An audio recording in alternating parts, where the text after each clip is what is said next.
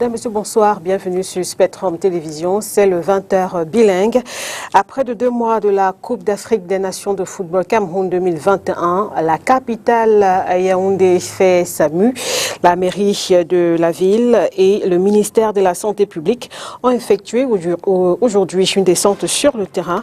Il était question de recueillir notamment les malades errants dans la capitale. Ces derniers ont été internés dans les centres spécialisés. À suivre le reportage d'Olivier Bouzique à ce sujet dans un instant. Fondé en 1931, l'hôpital Akintini de Douala, comme vous le savez, célèbre cette année ses 90 ans. Et pour marquer cet événement, une série d'activités se déroule depuis quelques semaines. Aujourd'hui était jour de finale du mini-tournoi de football qui a opposé les médecins de l'hôpital Akintini de Douala aux journalistes de la CRTV. À l'issue de l'épreuve des tirs au but, ce sont les médecins qui ont remporté ce tournoi. Ne manquez pas les réactions du gouverneur de la région du littoral qui a présidé la finale, ainsi que la réaction du directeur de l'hôpital au cours de ce journal. Une fois de plus, bonsoir. On démarre ce 20h bilingue en langue anglaise et c'est avec vous, Christelle Asek. Good evening. Bonsoir, Makidali Dignetum. Good evening, televiewers. You're watching the 8 p.m. bilingual newscast on Spectrum Television. The fight against deviance on social networks continues as the Minister of Communications, Sadi Rene Emmanuel, has condemned the acts perpetrated by some certain irresponsible internet users. He made this known during a press conference yesterday in Cameroon's political capital, Yaoundé. Let's get more of what he had to say in the following excerpt. For some time now, videograms depicting naked people in a situation of bodily expression and dancing, and then in full sexual intercourse in leisure areas, private residences, or workplaces have been circulating on social media and the internet. Such publication, unbearable in their obscenity, brutality, and even bestiality, offend both public morality and decency and are a serious affront to the collective conscience and the human dignity. These are totally inadmissible deviations in that they shock the cultural substratum of our society and thus constitute a serious danger for the balance of our social fabric. I also have the duty to draw the attention of the public to the recurrence of acts of violence perpetrated by some of our compatriots against people suspected, rightly or wrongly, of homosexual practices among our populations. Homosexuality it must be reiterated, remains a sexual orientation that is suppressed by our laws because it is contrary to our realities, our convictions, and our culture, as well as to the requirements of procreation.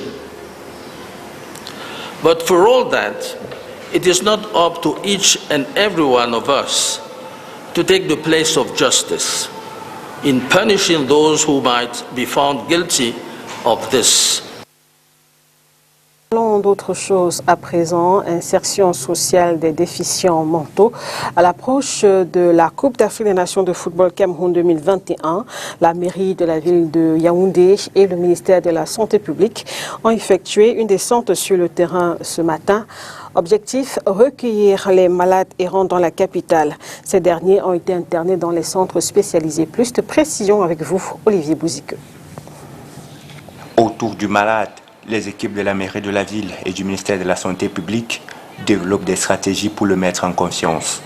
C'est une étape assez complexe qui est davantage psychologique. Tout se fait dans la douceur, comme cela a été promis, avec beaucoup de professionnalisme, qui permettent d'abord de rechercher une approche communicationnelle avec le malade qui obéit finalement à notre interpellation. Et je pense que jusqu'ici, tout s'est pratiquement bien passé.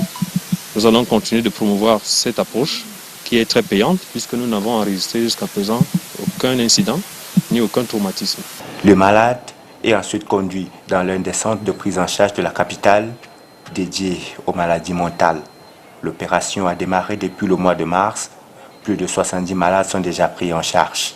Donc, à l'heure actuelle, dans les communautés, les professionnels de santé mentale, le ministère de la Santé publique, prennent en charge les personnes errantes ou celles qui sont enchaînées et enfermées à domicile, les personnes dont les familles se sont portées volontaires pour soutenir les leurs. Donc, cette phase qui est la prise en charge de ceux qui sont totalement abandonnés dans les rues est la dernière. N'oublions pas, en premier lieu, ce sont des malades. Donc, la dignité doit être respectée et qui ont droit à la santé comme tout autre malade. Nous prions, nous supplions donc toutes les familles de soutenir les leurs parce que la prise en charge n'est pas que le médicament, c'est aussi cet amour-là, ce soutien, cet accompagnement dont ces personnes auront besoin. Cette opération vise en effet à réinsérer socialement les malades mentaux qui errent dans la ville de Yaoundé avant, pendant et après la CAN 2021. In culture, in prelude to the 7th edition of the prestigious Balafon Music Awards, organized by Balafon Radio and Television, scheduled to take place on December 23, 2021, a press conference chaired by its president, CEO, has taken place in the economic capital city of Cameroon to sensitize those concerned to be actively involved. Josephine Binzi with more details.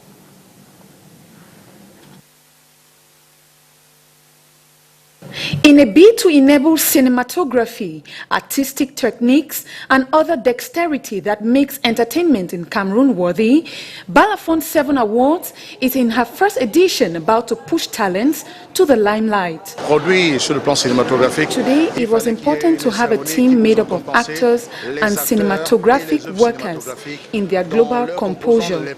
We have cameramen, light and sound technicians, but to the advantage of the spirit of work, producers and directors are also put together, which makes cinema worth it.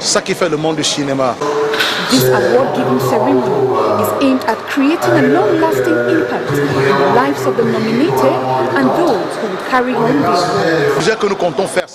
award. We are in Cameroon with amazing talents. Cameroon is endowed with talent, so whatever domain will be great. In the audiovisual sector, we will promote these talents. There's Hollywood, which is a product of the audiovisual sector. There's equally Nollywood, and we have created Mboahood, which is Balafon's concept, which will lend them the audiovisual industry. This will permit for the creation of diversity. Birthed in 2021 by Balafon Television, the award-giving ceremony is scheduled on Thursday, 23rd December 2021. Seasoned artists and celebrities in attendance, the public will be given the opportunity to vote via the internet, and the jury will exercise their duty of transparency.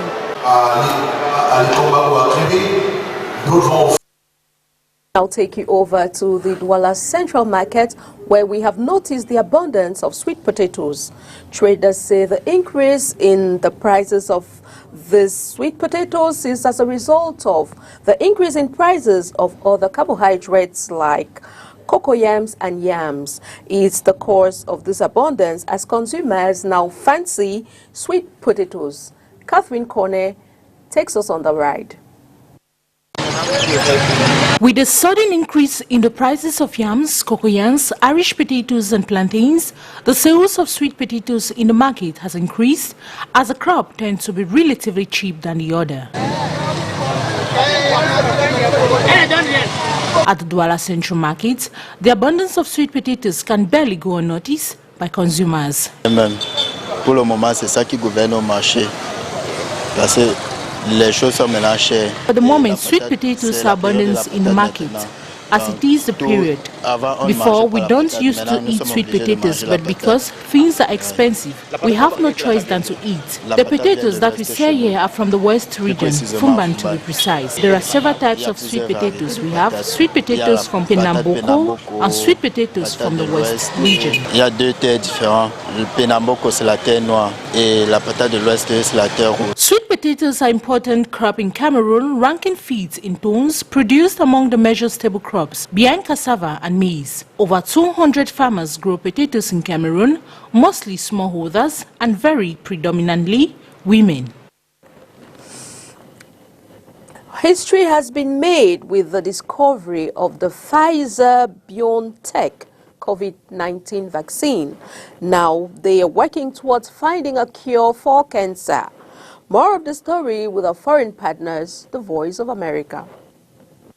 Uğur Şahin and Özlem Türeci made history by developing the BioNTech COVID-19 vaccine. Now they are returning to their previous work, finding a cure for cancer. BioNTech is working to develop a new cancer treatment using the same mRNA technology that was used to develop the COVID-19 vaccine.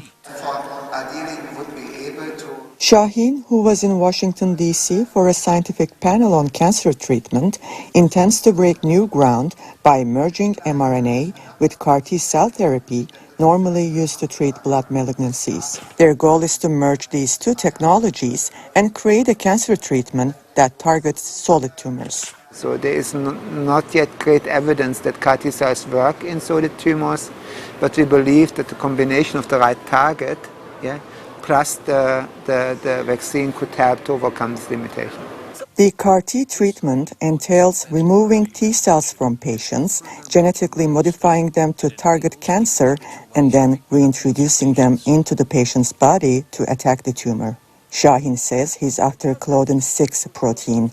His research is currently underway to combine CAR-T cell therapy with a vaccination to increase the body's ability to produce CAR-T cells and increase the amount of time they can fight cancer in the body. The Claudin-6 is on tumor cells, and we have on the T cells a receptor, a CAR-T cell receptor which recognizes Claudin-6. If these CAR-T cells are infused, they recognize and kill tumor cells, but at a certain time they stop to grow. The problem that may arise in CAR-T cell therapy is toxicity. Medical experts say it can cause cytokine release syndrome with severe inflammation and brain swelling and can be fatal. In healthy cells, the absence of the Claudin-6 protein targeted in BioNTech's therapy appears to minimize this risk, say researchers. We have seen from our study, it's still early, that this type of treatment appears to be safe, and we see clinical activity in some patients with shrinking tumors, which is exciting. Şahin says the goal isn't just to shrink the tumor, it's also to make sure it doesn't come back. Although Şahin doesn't specify the precise number of patients in the study, but says the number is between 20 to 25. Their patient selection depends on whether the target Claudin-6 is expressed on tumor cells. This is testicular cancer, this is ovarian cancer, these are patients with endometrial cancer, uterine cancer. We are also including patients with sarcomas, soft tissue sarcomas, and we had also a patient with a rare breast cancer type, but these are less frequent. At the annual meetings of the Society for Immunotherapy of Cancer in Washington, D.C., Uğur Şahin presented some very early data from clinical studies. According to Şahin, the treatment typically takes 3 to 4 years to reach the market. While previous CAR-T cell treatments in the United States cost roughly $400,000, it's difficult to predict how much BioNTech's treatment will cost if it's approved in the future. Gilge Timoçin, VOA News, Washington.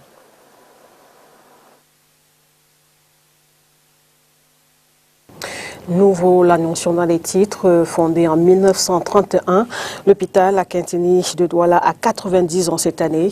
Pour célébrer cet événement, une série d'activités se déroule depuis plusieurs semaines. Journée portes ouvertes, symposium et autres mini-tournois de football. La finale de ce tournoi, qui a d'ailleurs opposé ce jour les médecins de l'hôpital à Quintini aux journalistes de la CRTV, a été remportée par l'hôpital à l'issue de l'épreuve des tirs au but. Cette finale, on le rappelle, était présidée par le gouverneur de la région du littoral. Nous vous proposons d'écouter justement Samuel Dieudonné Ivara Dibois, suivi de la réaction du professeur Noël Essomba, directeur de l'hôpital à Quintini de Douala. Nous avons assisté à un match, une finale de très bonne facture et surtout que nous ne nous attendions pas à voir les médecins et infirmiers aussi en forme. Parce qu'on a toujours l'impression que le médecin et l'infirmier ne sont que dans, n'est-ce pas, des hôpitaux, des salles d'opération. Mais ils ont démontré que la santé physique est également au rendez-vous. Félicitations à l'équipe de la Quintini. Mais les journalistes de la CRTV également n'ont pas démérité puisqu'ils sont allés jusqu'au tir au but. Ça a été un match qui s'est bien passé et vous comprenez que lorsque je donnais le coup d'envoi, je ne voulais pas avoir de parti pris. Donc le nul au départ, mais il fallait bien que les pénaltys les séparent. Bravo à tout le monde. Nous venons de démontrer que le sport, et en particulier le football, rime avec la santé, avec la médecine.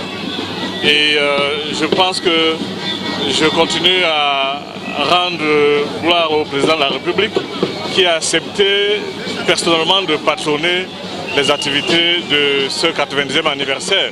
Parce que nous voyons là son vœu se réaliser, son vœu de voir les Camerounais dans une ambiance forte, dans une ambiance chaude, dans une sorte de fraternité, célébrer, n'est-ce pas, ces 90 ans.